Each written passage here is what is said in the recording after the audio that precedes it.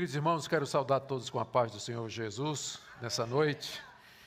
Dar os parabéns à igreja pelo 24º aniversário. Agradecer ao pastor Thales o convite para estar aqui e participar desse momento de gratidão ao nosso Deus. Estamos muito felizes, agradecidos, e a nossa oração tem sido que esses momentos que nós vamos estar juntos, hoje à noite, amanhã, que a palavra de Deus possa ser anunciada com fidelidade, vocês possam aproveitar, crescer e aprender mais a respeito desse Deus maravilhoso. Hoje à noite eu queria falar a respeito da soberana graça de Deus, com base em Efésios capítulo 1, do verso 3 até o verso 14. É um texto muito conhecido, muito querido, é a abertura dessa carta que é tão amada pelos evangélicos em geral. Amanhã pela manhã eu vou falar sobre o capítulo 2, onde mais especificamente Paulo trata da graça de Deus.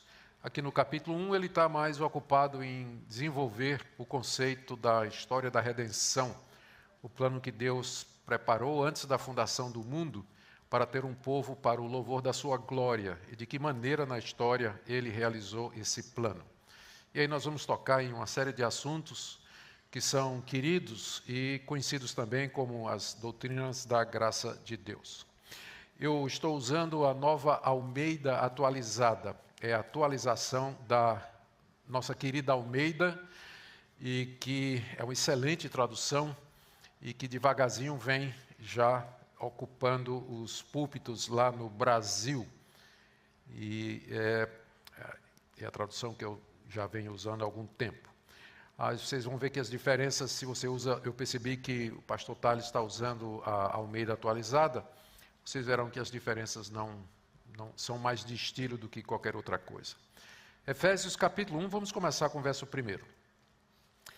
Paulo, apóstolo de Cristo Jesus, pela vontade de Deus, aos santos que vivem em Éfeso e são fiéis em Cristo Jesus. Que a graça e a paz de Deus, nosso Pai, e do Senhor Jesus Cristo estejam com vocês. Bendito seja o Deus e Pai de nosso Senhor Jesus Cristo, que nos abençoou com todas as bênçãos espirituais das regiões celestiais em Cristo.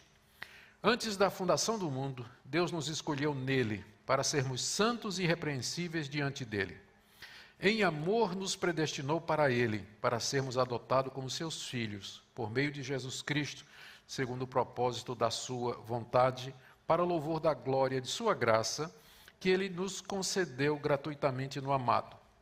Nele temos a redenção pelo seu sangue, a remissão dos pecados, segundo a riqueza da sua graça, que Deus derramou abundantemente sobre nós em toda a sabedoria e entendimento. Ele nos revelou o mistério da sua vontade, segundo o seu propósito que ele apresentou em Cristo, de fazer convergir nele, na dispensação da plenitude dos tempos, todas as coisas, tanto as do céu como as da terra. Em Cristo fomos também feitos herança, predestinados segundo o propósito daquele que faz todas as coisas conforme o conselho da sua vontade, a fim de sermos para o louvor da sua glória, nós, os que de antemão esperamos em Cristo. Nele também vocês, depois que ouviram a palavra da verdade, o evangelho da salvação, tendo nele também crido, receberam o selo do Espírito Santo, da promessa. O Espírito é o penhor da nossa herança até o resgate da sua propriedade em louvor da sua glória. Até aqui, queridos, nós já oramos, já pedimos a bênção de Deus sobre a exposição e, sem demora, vamos ao texto. Paulo escreveu essa carta, como todo mundo sabe, quando estava na sua primeira prisão na cidade de Roma. E ele recebeu notícias de que a igreja, os irmãos da igreja de Éfeso, igreja que ele fundou durante suas viagens missionárias, os irmãos estavam preocupados com a prisão de Paulo, e não sem razão, porque Paulo era o maior pregador da cristandade àquela altura, era o missionário mais eficaz e mais conhecido, e agora estava numa prisão em Roma. Havia não somente uma preocupação por parte da igreja de Éfeso com o estado geral do apóstolo Paulo, mas também com a questão do progresso do evangelho. Como é que a prisão de Paulo se encaixava nos planos de Deus para que o evangelho alcançasse até os confins da terra, se Paulo era aquele que Deus havia levantado exatamente para fazer isso? Paulo então tomou conhecimento e, como não podia estar presente, ele escreve uma carta onde ele apresenta o plano de Deus, plano esse que foi concebido na eternidade, e de que maneira a sua prisão, primeiro o seu chamado e a sua prisão se encaixam. Aqui no capítulo 1, Paulo fala de como Deus na eternidade planejou ter um povo para si, de como Deus Filho executou esse plano, morrendo na cruz, e como Deus Espírito Santo, através das eras, chama e sela esses que Deus amou, por quem Cristo morreu e que foram chamados pelo Espírito Santo. Ele ora para que os crentes entendam isso, que é o final do capítulo 1, que eu não li. E no capítulo 2 ele fala da graça de Deus em juntar no único povo, tanto judeus como gentios. E entra no capítulo 3, onde Paulo fala que ele foi levantado por Deus para ser o pregador do Evangelho, levar o reino de Deus até os gentios. E é por essa razão que ele está preso. Por isso, ele diz aí no finalzinho do capítulo 3, ele vai pedir aos seus irmãos, na verdade no verso 13, eu peço que vocês não desanimem por causa das minhas tribulações, em favor de vocês, pois isso é motivo de honra para vocês. Essa é a explicação que Paulo dá, que a prisão dele não era para ser motivo para desanimar ninguém, mas na verdade era motivo de honra, porque ele estava preso, exatamente porque dentro do plano de Deus, os gentios também fazem parte da igreja que começou com os judeus. Então, depois de falar do seu apostolado no capítulo 3 e da razão da sua prisão, a partir do capítulo 4 ele traz algumas orientações práticas para a igreja de Éfeso. Isso é costume de Paulo. Geralmente as suas cartas têm uma primeira parte, onde ele coloca toda a doutrina, e na segunda parte ele faz as aplicações dessa doutrina. Ele vai falar da unidade da igreja, dos dons espirituais, vai falar da santificação, vai falar de vida no espírito, vai falar do casamento, criação de filhos, vida em sociedade, terminando com batalha espiritual no capítulo 6, onde ele também faz algumas recomendações e termina a carta. Hoje nós vamos ficar no início da carta, onde Paulo coloca diante dos Efésios esse conceito de que tudo que estava acontecendo era parte de um plano maravilhoso que Deus havia estabelecido antes da fundação do mundo e que havia alcançado o seu clímax na encarnação, quando Deus Filho veio a esse mundo morrer e ressuscitar, e que estava agora em operação através da ação do Espírito Santo no mundo, pela pregação da palavra de Deus. Nós vamos encontrar aqui alguns temas difíceis, que algumas pessoas têm dificuldade. Meu objetivo não é trazer nada polêmico, mas é expor a palavra de Deus. E os irmãos por si julguem e diante de Deus examinem o coração e a consciência diante do que vai ser dito aqui. Essa passagem, do verso 3 até o verso 14, ela na verdade é uma única longa sentença.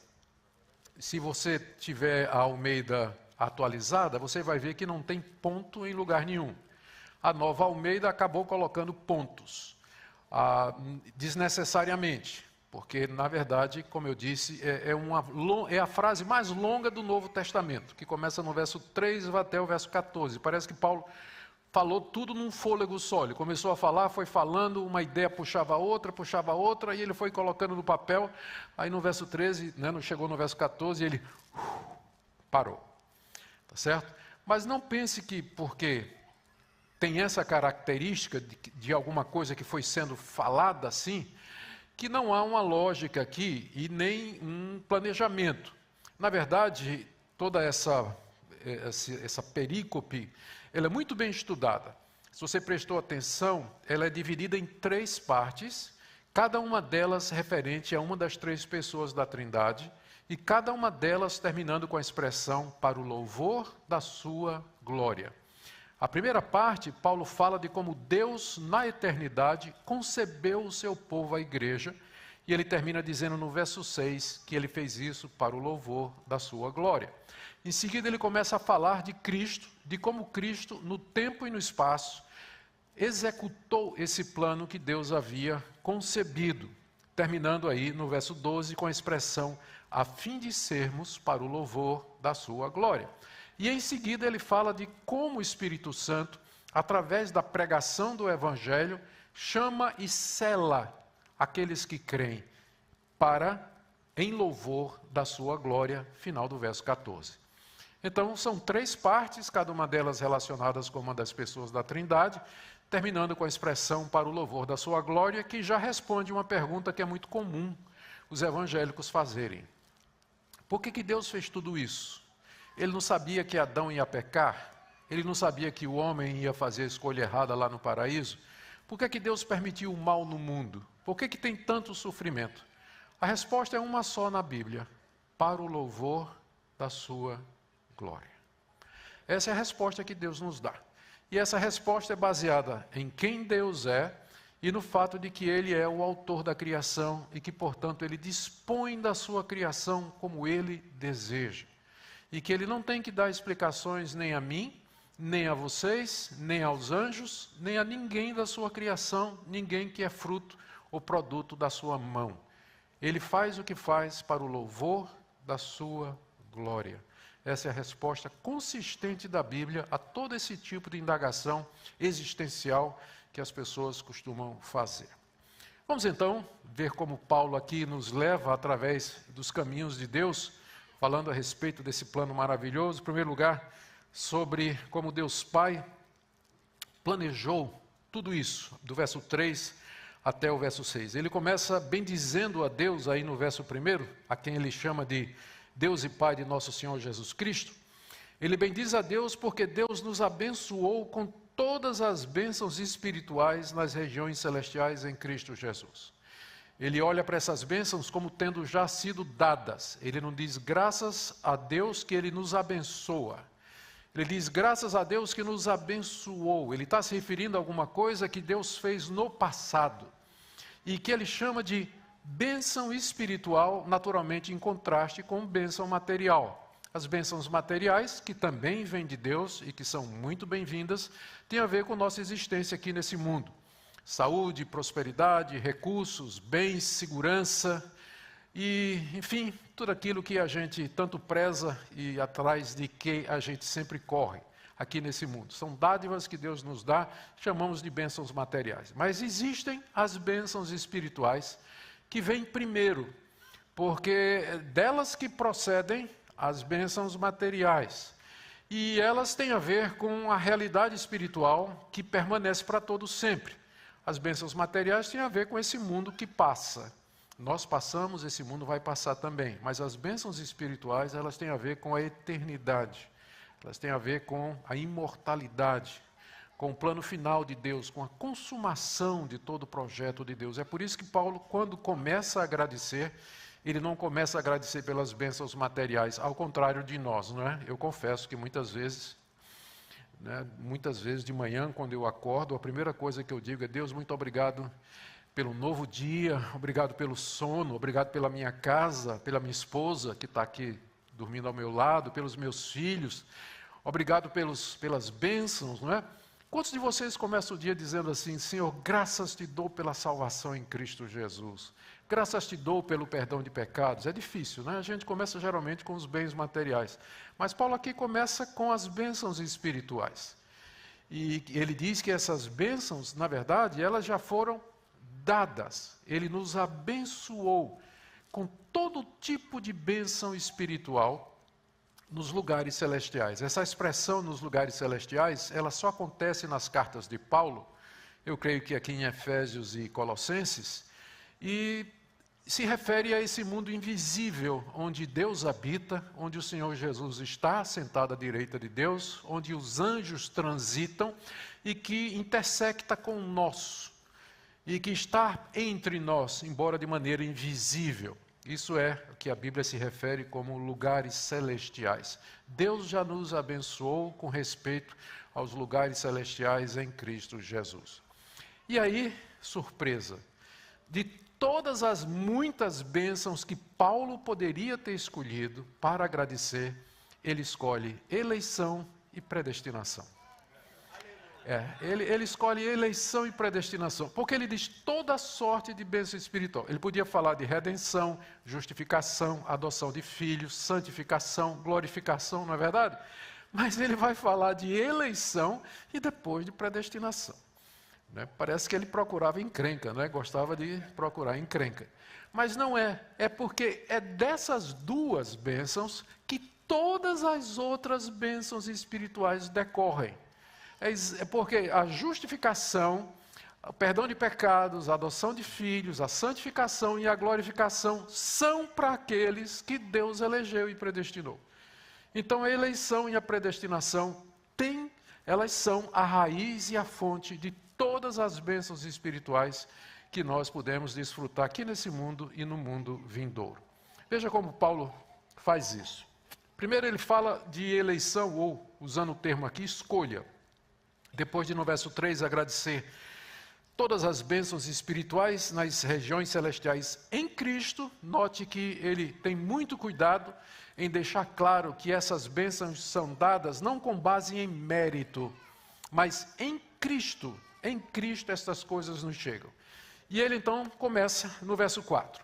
Antes da fundação do mundo, Deus nos escolheu nele, o ele aqui é Cristo, para sermos santos e irrepreensíveis diante dele.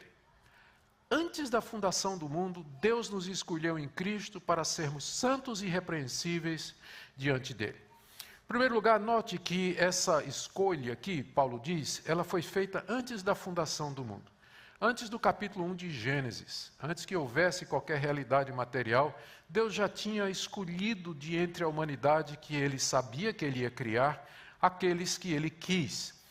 Essa ênfase de Paulo de que isso foi feito antes da fundação do mundo é para deixar claro que essa escolha de Deus não foi baseada em nada que Deus viu, previu ou anteviu em mim. Eu nem existia, nem tinha sido criado. Eu não participei com méritos, não participei com qualquer coisa que Deus tenha visto em mim. Essa expressão antes da fundação do mundo, portanto, faz essa separação, dissociação.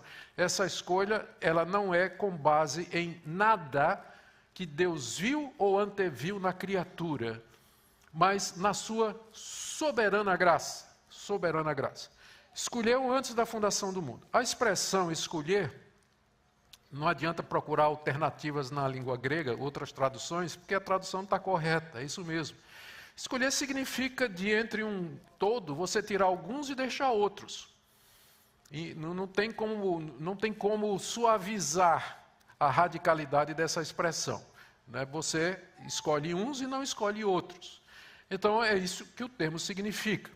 Que quando é dito que Deus fez uma escolha, significa que ele tinha diante dele, na sua soberania, já estabelecido o plano da criação, e que o homem havia caído do seu estado original em que havia sido criado, e que a ira de Deus e a sua justiça determinavam a destruição e a condenação de toda a humanidade por isso.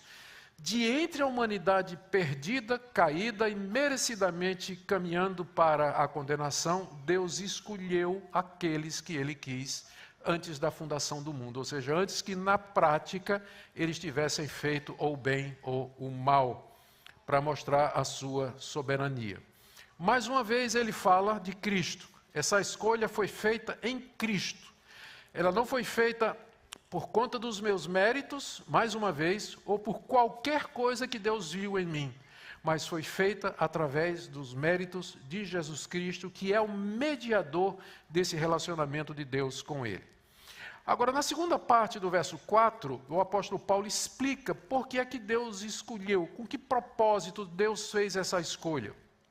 Ele diz que esses que foram escolhidos para serem santos e irrepreensíveis diante de Deus. Ou seja, pressupõe que quando Deus fez a escolha, ele estava contemplando a humanidade caída e condenada. Daí ele escolheu aqueles que ele quis para serem santos e irrepreensíveis diante dele. O que responde uma pergunta que geralmente, queridos irmãos, com dúvidas sinceras, perguntam: mas, pastor, se eu acreditar nesse assunto de eleição, de que Deus escolheu, que eu sou escolhido, isso não vai me levar, por exemplo, a relaxar? Uma vez salvo, salvo para sempre. Deus me escolheu. Se eu tiver certeza de que Deus me escolheu, isso não vai me levar assim a dizer, eu posso viver de qualquer maneira, eu vou viver uma vida no pecado, eu vou seguir os desejos do meu coração, e não vai afetar a minha salvação. No final, eu vou ser salvo de qualquer maneira, porque Deus me escolheu. A pergunta pode ser sincera, mas ela revela uma falta de conhecimento da Bíblia e também dessa doutrina, porque Deus escolheu para a santidade. Onde não há santidade, não houve eleição. Como é que você sabe que você está entre os escolhidos? Com que propósito Deus escolheu? Escolheu para ser santo e irrepreensível. Não quer dizer perfeito aqui no sentido bíblico. Mas alguém que quer viver para a glória de Deus, que odeia o pecado, que quer fazer o que é certo, que ama o Senhor Jesus, que tem fé em Cristo Jesus e quer viver para a glória de Deus. Então, se isso existe no seu coração, você pode dizer, eu tenho todos os sinais desse povo que Deus escolheu para ser seu. Mas se você vive em imoralidade, desonestidade, com o coração cheio de ódio, de mágoa, de ressentimento, de perversidade, boca suja e uma série de outras coisas, qual é a evidência que você tem de que você faz parte do povo de Deus? Onde não há santificação, não há eleição, porque nós somos eleitos para sermos santos e irrepreensíveis diante de Deus. Então, essa dificuldade que as pessoas têm com a doutrina da eleição, que não querem, acham que ela vai acabar levando a uma vida leviana e superficial, demonstra falta de entendimento do que é que a Bíblia ensina a respeito dessa doutrina. E na verdade, porque eu sei que eu sou eleito e que eu, por gratidão a Deus, quero viver uma vida santa para agradar aquele que misericordiosamente me tirou de onde eu estava, me tirou da condenação que eu merecia. Então, isso aqui, em primeiro lugar, escolha. No verso 5, ele muda, ele está dizendo a mesma coisa, mas ele muda. Em vez de escolher, ele fala de predestinar. E veja só, final do verso 4. Em amor, nos predestinou para ele, para sermos adotados como seus filhos, por meio de Jesus Cristo, segundo o propósito de sua vontade. Qual é a diferença de eleição e predestinação? A eleição, como eu já disse, se refere ao ato da escolha. Eu escolho esses e não aqueles. O motivo que Deus escolheu o A e não B não nos são revelados. Deus não diz por que A e não B. Eu cresci na igreja evangélica, meus pais eram presbiterianos, meu pai já faleceu, minha mãezinha ainda é viva, e eu fui criado, cresci com uma turma de jovens da igreja. Tinha um coral da mocidade, eu participava da mocidade, participava dos acampamentos, dos retiros. Mas aos 16 anos de idade, eu não teve uma dissociação emocional, uma desconexão emocional para com o Evangelho. Eu estava na igreja porque meus pais me levavam, mas eu realmente não era convertido. E comigo estava um grupinho assim de uns 10 filhos de presbítero e de pastor, que sentiam a mesma coisa, estavam desconectados emocionalmente da igreja, mas iam porque o pai levava, a mãe levava. Eu tenho aqui uma cicatriz na mão, daí onde vocês estão, vocês não podem ver. É a marca que me foi dada num domingo de manhã, eu tinha 16 anos de idade, saindo de casa para ir para a igreja, e entramos no carro, e minha mãe me disse, cadê sua Bíblia? Eu disse, eu não vou levar a Bíblia para a igreja, não quero ser visto carregando uma Bíblia. Ela disse, vá lá dentro e pegue sua Bíblia. E me deu a chave de casa, que já estava fechada, peguei a chave, fui entrar na porta, que estava com tanta raiva, que eu não conseguia abrir a porta, dei um murro na porta de vidro. A mão atravessou o vidro, e o vidro cortou isso aqui, o dedo quase que pende assim. E naquele dia eu consegui o que queria, não fui para a igreja, fui para o hospital, encher a mão de pontos aqui, porque eu não queria, tinha ódio, realmente tinha toda a repulsa ao Evangelho. Quando eu pude, parei de ir para a igreja, parei de ir, eu e os meus amigos. Eu tinha amigos, esses amigos foram criados comigo na igreja, E nós tínhamos um bando, um grupo de motociclistas, eu era o líder do grupo, e a gente fazia muita maldade. Eu não vou aqui ocupar vocês com isso aí. Fazíamos muita maldade, imoralidade, violência, uma série de coisas. Até que, no ano de 77, aos 23 anos, Deus teve misericórdia da minha vida. E minha mãe é minha mãe 2 vezes. Foi ela que me levou a Cristo no momento de angústia e de vazio existencial. Ela me conduziu a Cristo Jesus e minha vida mudou. Isso foi há 43 anos passados. Minha vida mudou completamente. De todos os meus amigos, nenhum se converteu. Eu era o pior do grupo. Uma vez, precisando de dinheiro, combinei com eles de nós fazermos um assalto à mão armada no posto de gasolina. Ninguém topou. Eu fiz sozinho. Eu era o pior do grupo. Nenhum deles se converteu. Um morreu de cirrose, algum tempo atrás, de tanto beber. Outro morreu baleado pela polícia. Nenhum deles se converteu. Por que eu? Eu não sei. Mas quando eu chegar na glória, eu vou dizer a Deus de joelhos: Deus, eu te dou graças pela misericórdia que o Senhor teve de mim, porque eu era o pior de toda aquela turma. E o Senhor teve misericórdia de mim, o Senhor me chamou e mudou a minha vida. Não nos é dito o motivo na Bíblia, porque esse e não aquele. Tinha gente muito melhor do que eu naquele grupo. E tinha gente que mereceria mais do que eu naquele grupo. Mas Deus nunca me revelou, porque eu e não o meu amigo. E eu creio que isso é alguma coisa que nós vamos levar até a eternidade. A eleição é pela soberana graça de Deus. Aqui ele fala, no final do verso 4, que Deus em amor nos predestinou para Ele. A diferença de eleger e predestinar, como eu falei, escolha é o ato em si, a predestinação é o alvo que Deus dá àqueles que Ele escolheu. Ele escolhe de entre o mundo e predestina para alguma coisa, ou seja, dá um destino antecipado. E que destino é esse que Deus antecipadamente deu àqueles que Ele escolheu? Paulo diz, nos predestinou para Ele. Existe uma razão mais gloriosa para existir do que essa? Que Deus me escolheu e me predestinou para ser dele, para pertencer a Ele, para fazer parte do povo dele. E é por isso que Paulo começa isso aqui dizendo, em amor nos predestinou. Para Paulo, a doutrina da predestinação não era um negócio enviesado, preconceituoso, injusto, que fazia com que Deus fizesse acepção de pessoas, alguma coisa que não faz sentido. Não! Paulo olha dizendo que Deus, que é um ato de amor de Deus, em amor, Deus escolheu e Deus predestinou para sermos dele aqueles que ele quis. As pessoas geralmente sente que essa doutrina ela é injusta.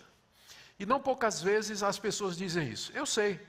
Eu, quando falei que me converti aos 23 anos, né? Quando me converti, eu estava revoltado com a igreja onde eu fui criado, porque o pastor acreditava nisso aqui. E eu me lembro que eu fui lá falar com o pastor e disse, olha, eu quero dizer para o senhor que essa doutrina da predestinação é do diabo. Porque eu estava desviado da igreja e o senhor nunca foi me procurar. Porque o senhor achava que eu era predestinado. Ele olhou para mim, deu a risada e disse, e não é verdade? Não é verdade isso aí? Eu tinha tanta raiva que eu deixei de frequentar aquela igreja em particular por conta que o pastor acreditava nessa doutrina e ele pregava nessa doutrina. Até que um dia eu já tinha começado a pregar e a evangelizar, eu era missionário no interior de Pernambuco, ainda não tinha começado meus estudos teológicos. Comecei a ler um livro de um batista, cujo nome era bem conhecido, Charles Spurgeon. E ele tinha lá eu ganhei um catatal de sermão dele, um livro dessa grossura, que foram os primeiros sermões que Spurgeon pregava, em inglês, na época eu já falava inglês, eu levei aquele livro comigo, aí um dia folheando, tinha um sermão dele intitulado Eleição. Eu vou ler, ver o que esse cara vai dizer sobre isso.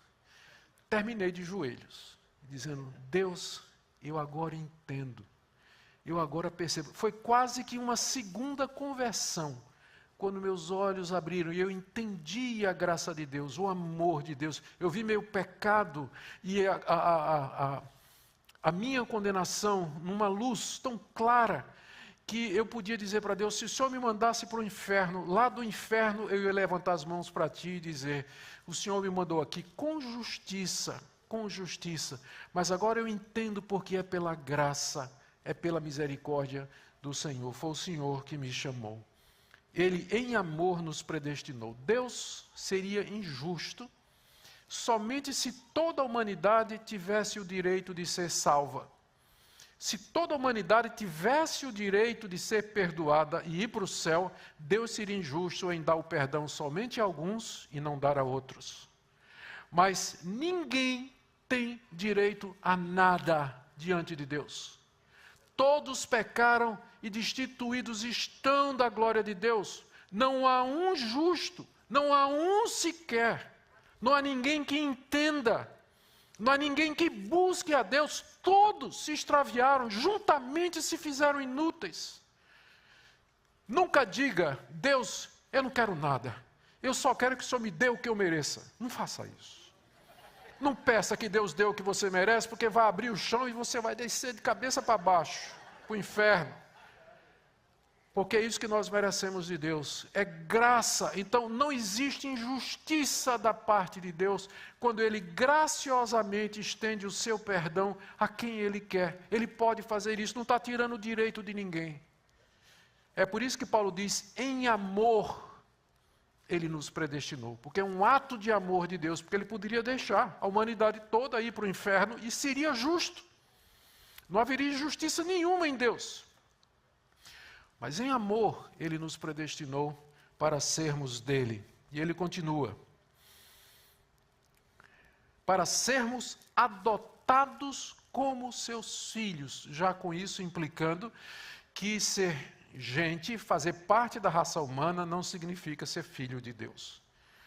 Ser filho de Deus não é uma coisa que acontece biologicamente, mas é parte daquelas bênçãos espirituais e que acontecem somente com esses que Deus escolheu e Ele predestinou para serem adotados como filhos de Deus. Deus tem um filho natural, por assim dizer, que é o Senhor Jesus Cristo. Todos nós somos filhos adotados em nosso irmão mais velho, como ele diz aqui, adotados como seus filhos por meio de Jesus Cristo. E Paulo termina essa parte no final do verso 5 dizendo, segundo o propósito da sua vontade. Ele não diz segundo o propósito da sua presciência, ele não diz segundo o propósito daquilo que ele previu que ia acontecer, não, é segundo o propósito da sua vontade. A sua vontade, Deus quis e Ele pode querer, Ele faz o que Ele quer.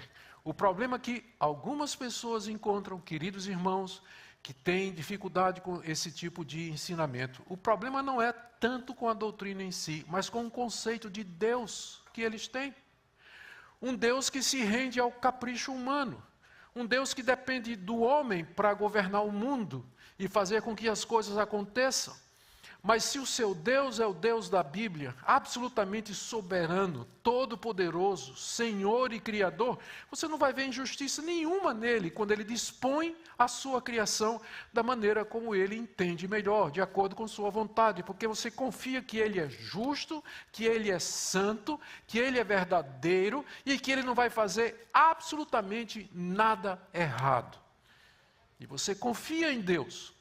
Portanto, hoje à noite eu queria que você, ao sair, você não dissesse mais, como eu disse durante tantos anos, se tiver alguém dizendo assim, essa doutrina é coisa do homem, é coisa do diabo e tudo mais, você pode dizer assim, eu não entendo, mas que está na Bíblia, está.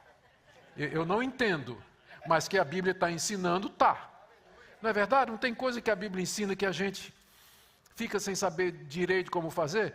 Então, se você já der esse passo, eu já considero minha missão aqui cumprida, né? Nessa noite, pelo menos em parte, não é que você diga assim, olha, eu não concordo com o pastor, eu não entendo. Sabe o que é bom aqui? É que isso aqui, se você entender isso, sim ou não, não vai, de fato, afetar a sua salvação. Se você crê no Senhor Jesus de todo o seu coração, se você o tem como seu único e suficiente Salvador, você é tão salvo quanto qualquer outra pessoa que divirja de você nesse assunto aqui. Eu apenas acho que se você entendesse, você iria para o céu mais confortavelmente, não é? Mais gozosamente, mais alegre e grato, humilde a Deus. Né? Mas isso não vai impedir eu e você de subirmos de braços dados e nos abraçarmos na glória, na presença do nosso Senhor e Salvador. Amém? Muito bem. Paulo termina aqui no verso 6, dizendo que Deus fez tudo isso para louvor da glória da sua graça. É aquela pergunta que nós mencionamos no início e que é muito feita. Por que Deus fez assim? Por que Deus elegeu? Por que Deus predestinou? Por que Ele planejou tudo isso antes da fundação do mundo? A resposta do apóstolo Paulo é para o louvor da sua glória, da glória da sua graça. Ou seja, para que a sua graça é favor e merecido, é disso que nós estamos falando aqui, para que a sua graça gloriosa seja louvada, para que durante a eternidade afora, começando aqui, eternidade afora, nós louvemos a gloriosa graça de Deus, que não nos deixou caminhar para a condenação e para o inferno, mas nos resgatou poderosamente, nos arrancando da condenação que nós merecíamos. Muito bem, a partir do final do verso 6, Paulo introduz a segunda parte que tem a ver com a pessoa de Cristo, a partir do final do verso 6. Ele diz assim, vou repetir o verso 6 para a gente não perder a linha de raciocínio. Que Deus fez tudo isso, nos predestinou para si, para louvor da glória de sua graça. Graça que Ele nos concedeu gratuitamente no amado. Graça que nos foi concedida gratuitamente no amado. Perceberam a redundância aqui? A redundância é quando um autor ele acumula sinônimos de uma palavra para dar ênfase. Ele diz, graça concedida gratuitamente. Está dizendo 3 vezes a mesma coisa, para enfatizar que não é por nada que você fez, não é por nada que você mereça, não é por absolutamente nada na criatura, mas na soberana graça gratuita concedida de graça grátis por Deus. É isso que Paulo está dizendo aqui, a redundância que ele usa aqui é para enfatizar exatamente isso, para deixar absolutamente de fora qualquer possibilidade de que alguém se glorie diante de Deus, de que ele de alguma forma participou nesse processo de redenção e de perdão. Essa graça ele nos deu gratuitamente no amado de Deus. Quem é o amado de Deus? Paulo não nomeia aqui, mas é óbvio pelo contexto que ele está falando de Jesus Cristo. Deus Filho. Deus Filho, na pessoa de Jesus Cristo, é o amado de Deus. Deus ama o mundo, mas Ele tem o amado, que é o seu Filho Jesus Cristo. A nomenclatura que a Bíblia usa para se referir à Trindade, Deus Pai e Deus Filho, indica a relação entre as pessoas da Trindade, ou seja, a relação pai e filho. Isso não quer dizer superioridade de um e inferioridade de outro, porque ontologicamente as pessoas da Trindade são iguais em honra, glória, majestade e poder, mas elas se organizam entre si na relação pai e filho. E o pai ama o filho, e os dois amam o Espírito Santo.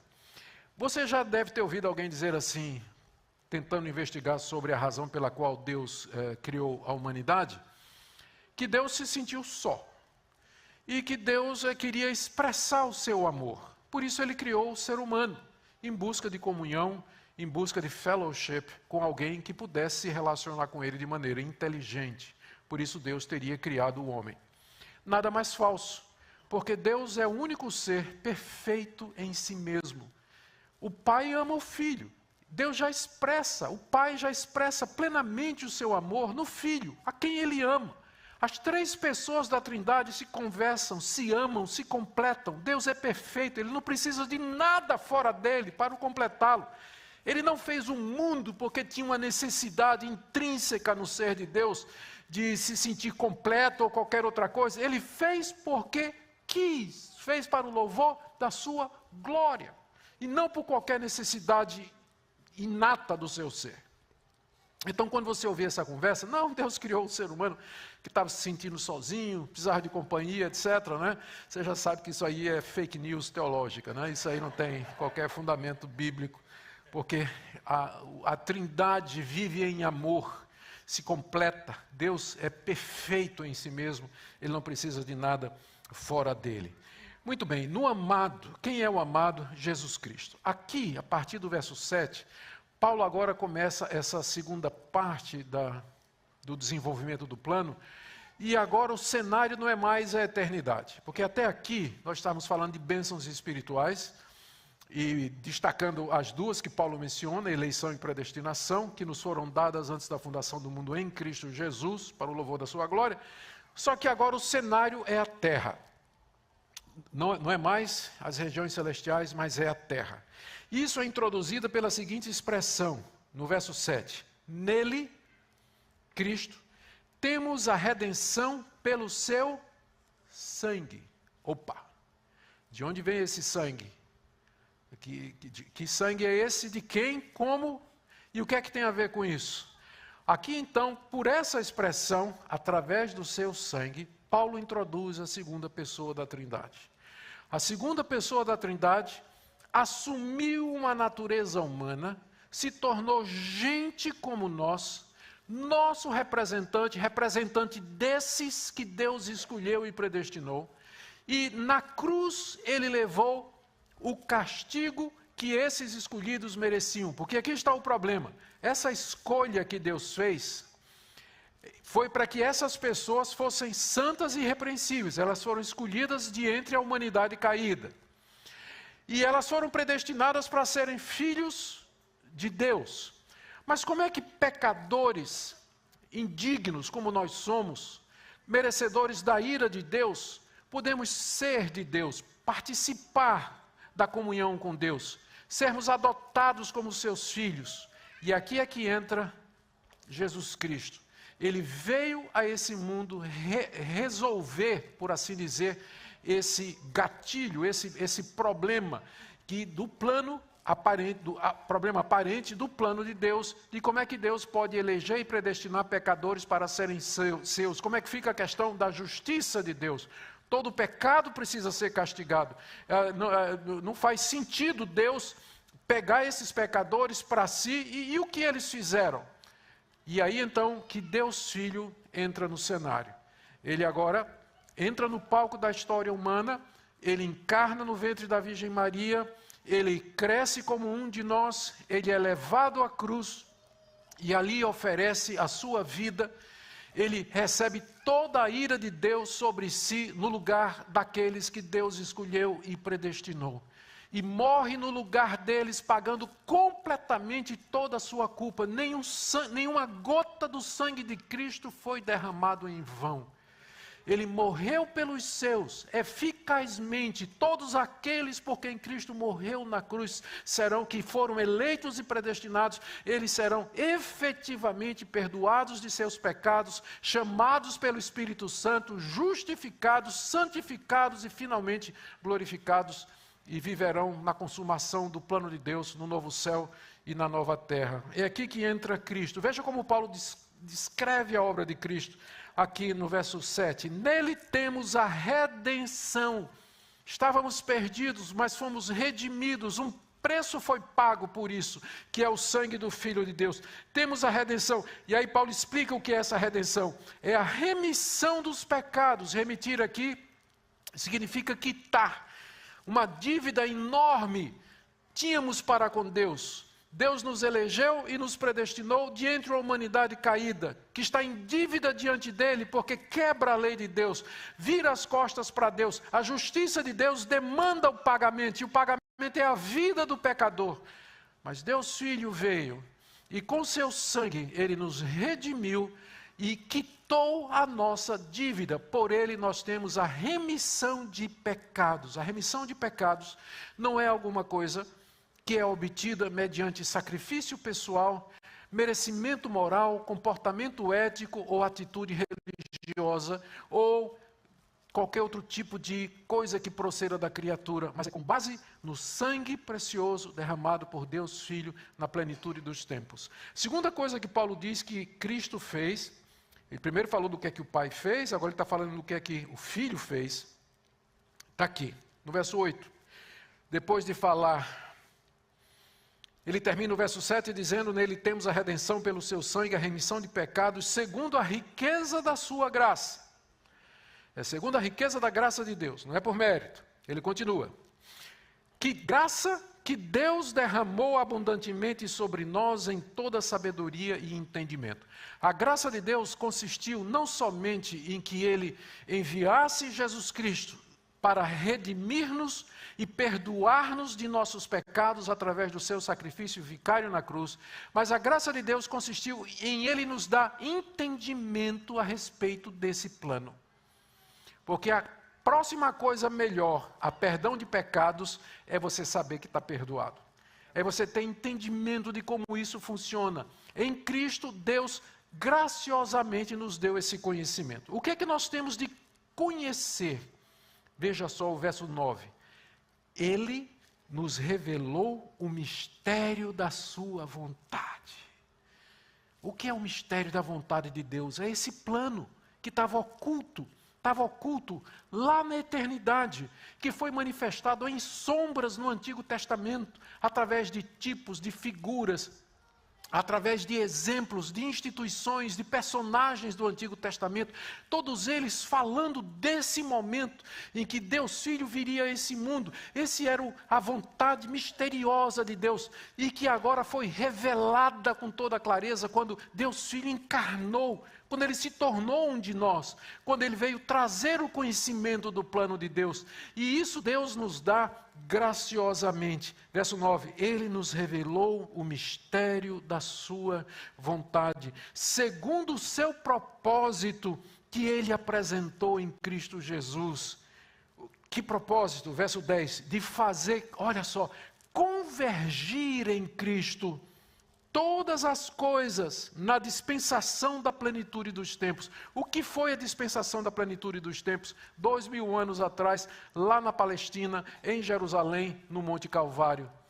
Quando o Filho de Deus morreu na cruz por aquele povo amado de Deus, ressuscitou ao terceiro dia. Esse é o momento climático daquilo que a gente chama a história da redenção, o plano da redenção.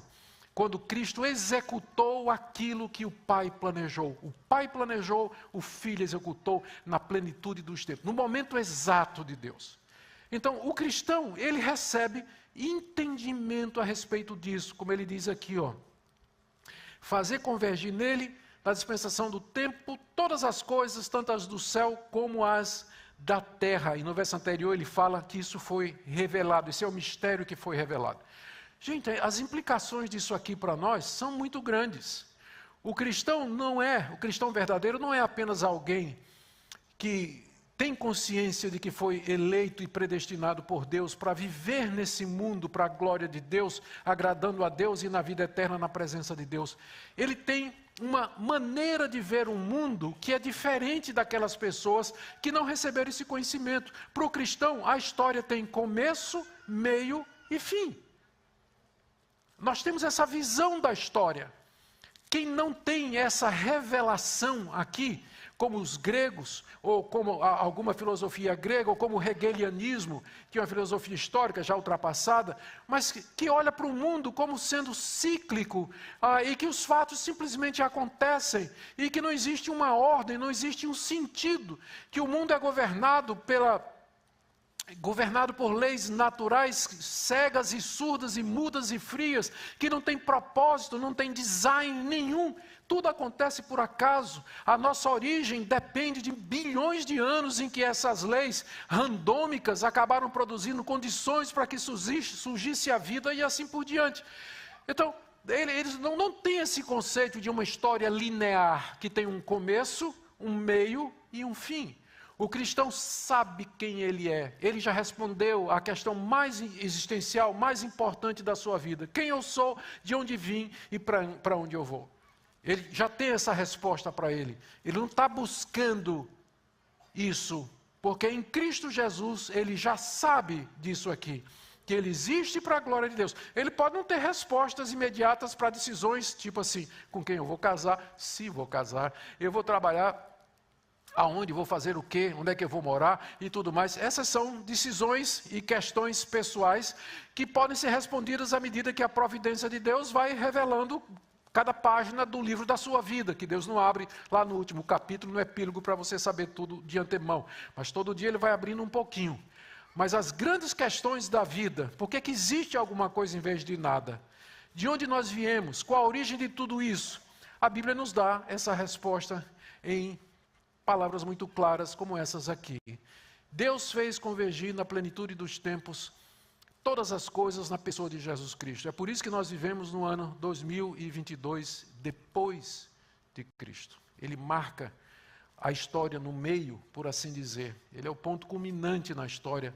E o cristão, então, tem um referencial para dizer por que é que eu existo, o que é que eu estou fazendo aqui, para onde é que eu vou, qual a razão de ser da minha existência. E Paulo, terminado isso aí, falando como o Filho executou o plano de Deus, morrendo pelos seus e concedendo conhecimento, ele não pode ficar quieto, né? O apóstolo Paulo, e ele volta à questão da predestinação, no verso 11. Em Cristo fomos também feitos herança, predestinados segundo o propósito daquele que faz todas as coisas conforme o conselho da sua vontade. Aqui é a terceira coisa que Paulo fala a respeito da obra do Filho na redenção. Em Cristo nós somos feitos herança. Herança de quem? A resposta que nós damos é que nós somos a recompensa de Cristo por aquilo que ele fez. Talvez Paulo esteja pensando aqui em Isaías 53, quando o profeta, descrevendo a morte do servo do Senhor, a morte vicária, diz que no final ele verá o penoso trabalho de sua alma e ficará satisfeito. E o profeta diz que Deus lhe dará muitos como recompensa da sua alma, como recompensa do seu trabalho.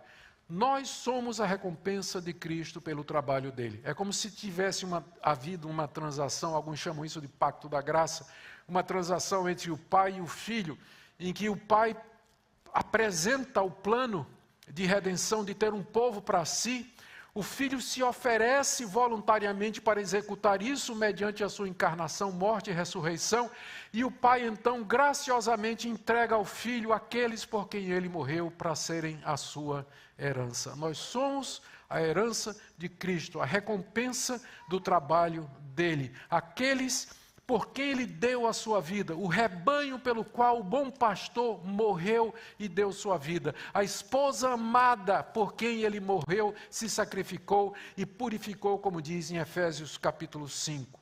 Nós somos herança. E para isso nós fomos, mais uma vez aparece o termo, predestinados, segundo o propósito daquele que faz todas as coisas conforme o conselho da sua vontade. Ou seja, a única pessoa com quem Deus se aconselha é Ele mesmo. Ele não pediu o conselho dos anjos, não pediu o conselho da sua criação, é segundo o conselho da sua vontade. Ele faz todas as coisas de acordo com o conselho da sua vontade. E aprove a Deus predestinar esse grupo para ser a herança do seu Filho Jesus Cristo. E agora você pode entender as parábolas na Bíblia do grande banquete, do encontro do noivo com a noiva. Você pode entender quantas metáforas a Bíblia usa para indicar essa nossa relação mística com o Senhor Jesus. A metáfora do corpo, ele é o cabeça, nós somos o corpo. Ele é a raiz, nós somos os galhos. Ele é a pedra fundamental, nós somos o edifício. Essa nossa união com ele. União orgânica espiritual, que o pessoal às vezes chama de mística, que é um termo que talvez hoje em dia já perdeu um pouco seu significado original, mas tudo isso indica a razão pela qual Cristo veio a esse mundo e a recompensa que ele vai ter. Fomos predestinados para sermos herança de Cristo. Por que Deus fez tudo isso? Verso 12, a fim de sermos para louvor da sua glória. É a mesma resposta que ele dá, a mesma expressão que está no final da primeira parte, quando ele expõe a obra do Pai. Recapitulando, na eternidade, antes de criar o mundo, Deus elegeu e predestinou para si um povo. um povo para ser seu filho, fazer parte da sua família, para ser santo e irrepreensível perante Ele. E Ele fez isso como um ato de amor. Segundo cenário, Deus Filho vem ao mundo, assume a natureza humana, derrama o seu sangue, paga o nosso preço, somos redimidos, pecados quitados, recebemos conhecimento a respeito do plano de Deus, somos feitos herança de Cristo Jesus. E aí vem a pergunta, como é que tudo isso me alcança aqui em Marlborough, no ano 2022, desde que isso aconteceu lá na Palestina, tão longe de mim, como é que isso me alcança aqui hoje? Como é que isso chega a mim hoje? E aqui entra a terceira pessoa da Trindade, o Espírito Santo. O Pai planejou, o Filho executou e o Espírito Santo aplica. Através da história, o Espírito Santo, pela pregação da palavra de Deus, pela revelação desse mistério, ele chama os amados de Deus, ele chama os eleitos, os escolhidos de Deus e sela em seus corações essa promessa, sela nos seus corações a certeza do amor de Deus até o dia em que Cristo virá para nos buscar em glória. É isso que ele diz assim, é isso que ele diz no final do verso 12 até o verso 14. A fim de sermos, eu vou repetir, só para a gente não perder o fluxo, né, do pensamento. A fim de sermos, nos predestinou, a fim de sermos para o louvor da sua glória. Veja só, nós, os que de antemão esperamos em Cristo. Quem são estes que Paulo diz, nós, de antemão esperamos em Cristo? Os judeus, não é? Os judeus esperavam em Cristo. Eles tinham expectativa messiânica. Então, Paulo está escrevendo para uma igreja gentílica. A igreja dos Efésios era uma igreja praticamente de gentios. Tinha judeus também, mas a maioria era gentílica. Nós, judeus, estávamos esperando em Cristo, a chegada dele. Nele também vocês que são gentios. Ou seja, não tem dois caminhos de salvação, um para o judeu e outro para o gentio. Nós que esperávamos a chegada do Messias, e vocês que são gentios, que nunca tiveram essa esperança, mas agora ouviram o Evangelho, nele também vocês, depois que ouviram a palavra da verdade, o Evangelho da nossa salvação, o Evangelho da salvação, tendo nele também crido, como nós judeus lá em Jerusalém também cremos, fostes, ou estou repetindo aqui a Almeida atualizada, fostes selados com o Santo Espírito da promessa. A Nova Almeida diz, receberam o selo do Espírito Santo da promessa. Aqui tem muita coisa, mas eu vou ser breve. O pastor disse que não tinha hora para eu acabar, mas ele disse que a partir de 10 horas vocês... Vamos lá. Alguém pergunta, pastor, eu estou vendo aqui que está muito claro, não é? Tem realmente eleição, tem predestinação, é para o louvor da glória de Deus, é pelo conselho da vontade dele, tudo mais. Agora me pergunto, qual a vantagem de pregar então? Para que pregar? Para que orar pela salvação das pessoas, se já Deus elegeu, se Deus predestinou, se Deus já determinou tudo? A resposta é que o mesmo Deus que elegeu e predestinou uma pessoa, é o mesmo Deus que elegeu e predestinou os meios pelo qual essa pessoa vai ser alcançada e ela vai ser chamada para o Evangelho. Se Deus predestinar um índio lá no meio da Amazônia para ser salvo, ele vai dar um jeito de que aquele índio ouça o Evangelho de Jesus Cristo. É por isso que eu vou pregar. Eu não sei quem são os eleitos, eu estou olhando para vocês aqui, são gente maravilhosa, tudo bonito, maravilhoso. Vire para o irmão do lado e diga, você é lindo. Todos são maravilhosos, tá? Todos são maravilhosos, tá certo? Mas eu não estou vendo aqui. Mas eu não estou vendo aqui no coração, eu não posso ver aqui quem de vocês, né, é eleito. Eu não sei quem são. Por isso que eu prego o Evangelho a todos. Eu prego o Evangelho a todo mundo que eu puder, porque vai ser através da pregação do Evangelho que Deus vai chamar aqueles que Ele quer chamar de maneira eficaz e de maneira irresistível. É por isso que nós pregamos. Então eu sei que tem queridos irmãos que ficam preocupados com essa doutrina e dizem assim, olha, uma igreja que crê nisso aqui, ela não é uma igreja missionária. Eu acho que a pessoa não precisa estudar um pouco de história da igreja.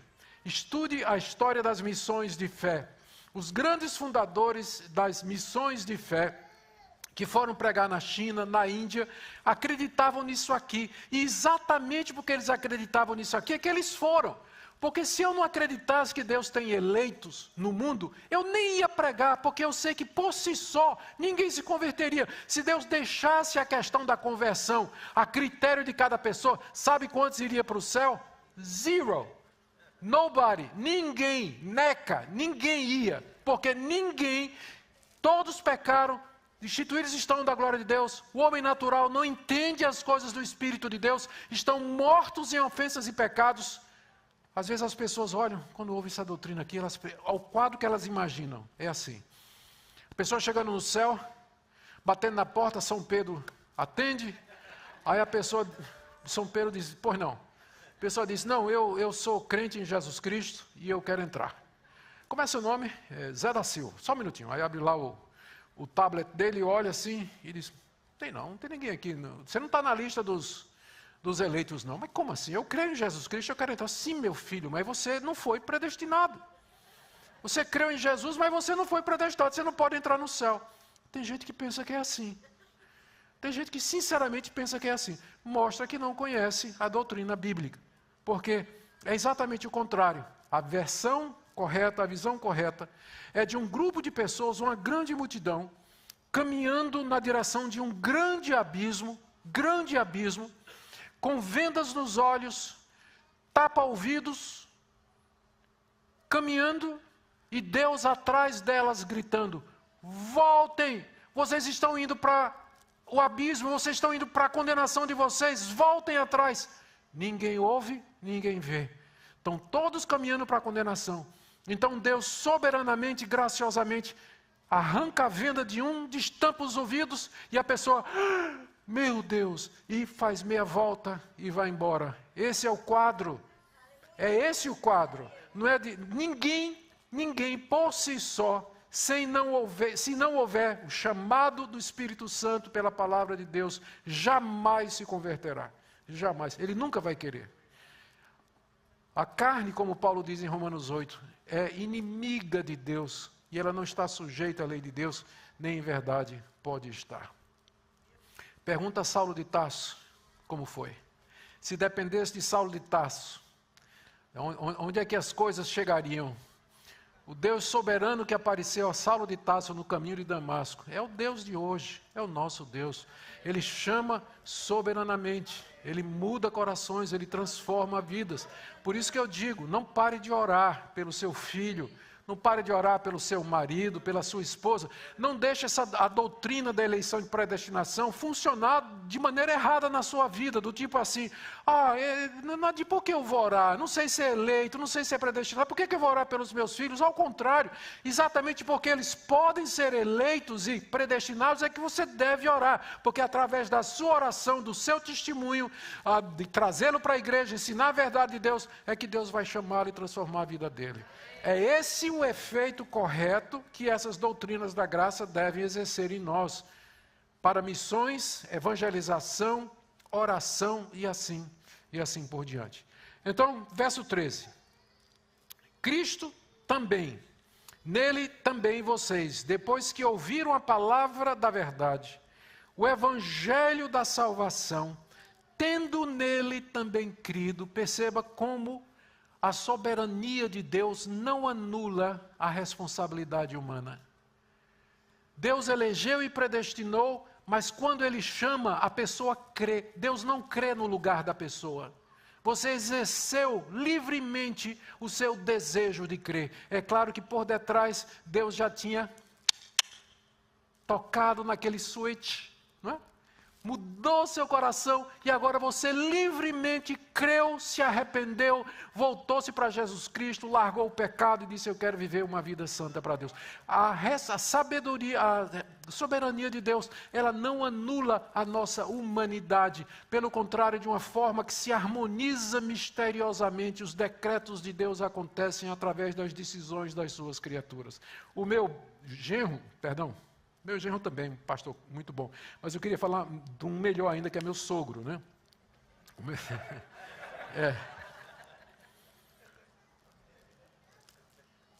Até porque a filha dele está aqui também na minha frente, né? Meu sogro, reverendo Francisco Leonardo, missionário holandês, muitos anos no Brasil, ele ilustrava isso aqui da seguinte maneira: você imagina uma rua, isso aqui é uma rua, e tem uma porta enorme aqui, aberta, e em cima da porta está escrito: vinde a mim todos vós que estáis cansados e oprimidos, e eu vos aliviarei. Aquele famoso convite de Jesus. E aí, muita gente passando em frente à porta, uns param, olham curiosos, vão embora, outros nem olham, outros param, dão uma olhada no que está escrito em cima, bota a cabeça dentro assim, dá uma pesquisada, vai embora, até que de repente chega alguém. Essa pessoa ora, olha, vinde a mim todos vós que estáis cansados e oprimidos, eu vos aliviarei. Isso é comigo, isso é para mim. E livremente a pessoa entra porque quer. E quando ele atravessa o limiar da porta, que olha para o umbral, pelo lado de dentro está escrito: só pode vir a mim aquele que o Pai trouxer. Antes, pode parecer que foi uma decisão sua. Você tomou a decisão. Mas depois que você tomou a decisão, você olha para trás e diz: se Deus não tivesse iluminado a minha mente, mudado o meu coração, aberto os meus olhos, eu nunca teria crido em Cristo Jesus. Quando você está de joelhos, agradecendo a Deus a sua salvação, como é que você ora? Deus, eu te agradeço porque eu me salvei. Você não olha assim: eu me agradeço porque eu tomei a decisão. Não, você ora assim, qualquer que seja a sua denominação, não é verdade? Porque de joelho todo mundo acredita nisso aqui. Quando você está de joelho diante de Deus, você acredita nisso aqui. Você está dizendo: Deus, se não fosse o Senhor, se não fosse a tua graça, a tua misericórdia, eu não estaria aqui aos teus pés louvando o teu santo nome. O Espírito Santo é quem faz tudo isso. Ele é chamado aqui de duas coisas, estou terminando. Ele é chamado aqui de duas coisas. Primeiro, vocês receberam o selo do Espírito Santo da promessa. Ele é chamado de Espírito Santo da promessa porque ele foi prometido no Antigo Testamento. Por exemplo, Joel 2:28, acontecerá que nos últimos dias derramarei do meu Espírito sobre toda a carne. Então Deus já tinha prometido que mandaria o Espírito Santo como parte do seu plano eterno. E ele é chamado aqui de selo porque ele tem essa função de salvaguardar, de garantir aquilo que o Pai planejou e o Filho executou.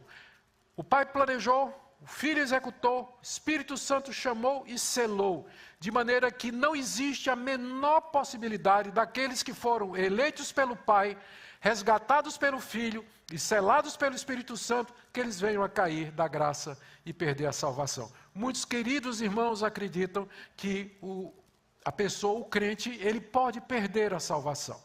Então, são pessoas sinceras, queridos irmãos, que nós amamos de todo o coração, mas mais uma vez é uma compreensão defectiva, defeituosa do que ensina a palavra de Deus. Porque se a salvação é de Deus, como está sendo dito aqui, do começo ao fim, o Pai planejou, o Pai escolheu, predestinou esse aqui. Cristo morreu por aquela pessoa, pagou o pecado dela. O Espírito Santo chamou através da pregação da verdade, selou no seu coração essa palavra. Qual a possibilidade do diabo, forças do bem e do mal, hoje, amanhã ou qualquer outro dia, nos arrancar da mão do Deus triuno? E aqui que está a garantia da nossa redenção. Aqui é que está a base para a nossa certeza de salvação. Não é nada em mim. Não é porque eu digo assim, eu vou perseverar até o fim, né? Eu vou usar assim o meu arbítrio e vou até o fim. Então seria muito fácil, né? Eu gostaria que realmente nesse ponto minha vontade fosse tão forte que eu decidisse assim. Eu faço, inclusive, né? Se alguém tem a vontade, se alguém tem uma vontade tão forte assim, ótimo. A pessoa diz assim: a partir de hoje nunca mais vou pecar, né? Convido os irmãos a tentarem fazer isso, né? Para verem até que ponto vai a força do nosso arbítrio, né? A nossa disposição. Diga assim: a partir de hoje eu nunca mais vou pecar. E veja quanto tempo vai levar. Ou seja, querido, se não for a graça, se não for a mão de Deus que nos segure pelo poder do Espírito Santo em nós, se a salvação pode se perder, pode ter certeza que você já perdeu há muito tempo. Pode ter certeza disso. Quem nos garante é o Espírito, que também é chamado aqui no verso 14 do penhor da nossa herança. A nossa herança é tudo aquilo que Deus preparou para esse povo que Ele elegeu, por quem o Filho morreu e quem o Espírito chamou. É o novo céu e a nova terra, é a consumação dos séculos, é isso que Deus planejou para nós, a vida no novo mundo que está chegando. E que nós participaremos, veja o verso 14, até o resgate de sua propriedade, quando Cristo vier resgatar o que lhe pertence na sua segunda vinda. Por enquanto estamos aqui nesse mundo, sofridos, doídos, doentes, passando por dificuldades, passando por problemas, angústias, mas Cristo está vindo resgatar a sua propriedade. O último inimigo a ser derrotado vai ser a morte. E quando ele vier, ressurreição dos mortos garantida. E até lá ele nos deu um penhor. Eu espero que nenhum de vocês saiba o que é um penhor.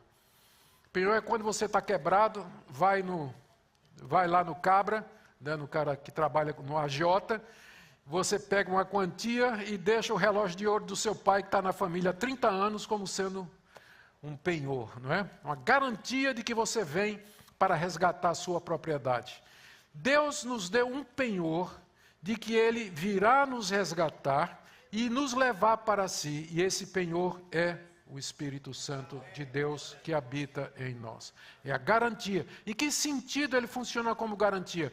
Porque pela presença do Espírito Santo em mim, eu já experimento um pouco das realidades celestiais. Eu já experimento essa comunhão com Deus, a alegria de ser de Deus, a paz de Deus no meu coração, um pouco de santidade. É claro que está tudo misturado com o nosso pecado, mas nós experimentamos um pouco das realidades celestiais já aqui nesse mundo. Isso é apenas uma amostra do que nos espera quando Cristo vier para resgatar a sua propriedade. Deixa eu terminar aqui.